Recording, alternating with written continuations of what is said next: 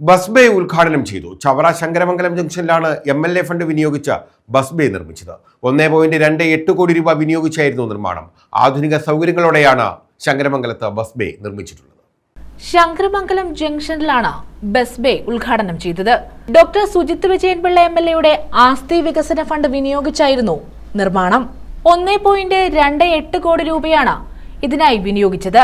Doctor Sujith Vijayanpillai MLA bus bay ഉദ്ഘാടനം ചെയ്തു. ഒരു ബസ് സ്റ്റോപ്പ് നിർമ്മാണവുമായി ബന്ധപ്പെട്ട് ആലോചിച്ചപ്പോൾ ഇവിടുത്തെ പ്രധാന വിഷയം ഈ ജംഗ്ഷനിൽ പബ്ലിക് ടോയ്ലറ്റ് ഇല്ല എന്നുള്ളതായിരുന്നു. അപ്പോൾ അതുകൂടി ഈ ഒരു ബസ് സ്റ്റോപ്പിൻ്റെ നിർമ്മാണവുമായി ബന്ധപ്പെട്ട് പരിഹരിക്കണം എന്നാഗ്രഹിക്കുകയും അതുമാത്രമല്ല ഇതിൻ്റെ ജംഗ്ഷൻ്റെ വികസനവുമായി ബന്ധപ്പെട്ട് നിരവധി പേർക്ക് പുറമ്പോക്കിൽ കട നഷ്ടപ്പെടുകയുണ്ടായി. അപ്പോൾ അവരെ കൂടി ഉൾക്കൊള്ളിക്കാൻ പറ്റുന്ന രീതിയിൽ കുറച്ച് കടമുറികളും അതുപോലെ ഒരു കഫറ്റീരിയയും മുകളിൽ കുറേ ഓഫീസ് സ്പേസുകൾ, അത് പ്രധാനമായിട്ടും നമുക്ക് ക്ഷേമനിധി ബോർഡുകൾ അങ്ങനെ പലർക്കും സിംഗിൾ റൂം ഓഫീസുകളുടെ ആവശ്യമുണ്ട്.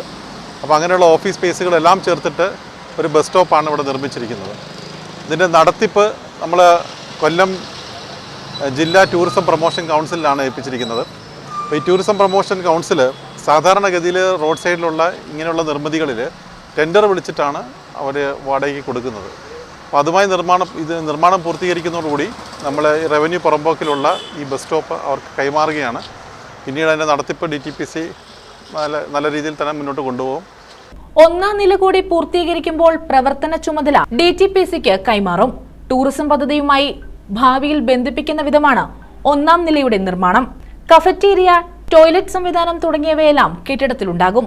പന്മന ഗ്രാമപഞ്ചായത്ത് അംഗം ജെയിംസ് ജോസഫ്, ചവറ ഗ്രാമപഞ്ചായത്ത് അംഗങ്ങളായ GR ഗീത, ആര്യ ജി നായർ, രാഷ്ട്രീയ പാർട്ടി പ്രതിനിധികൾ എന്നിവർ പങ്കെടുത്തു.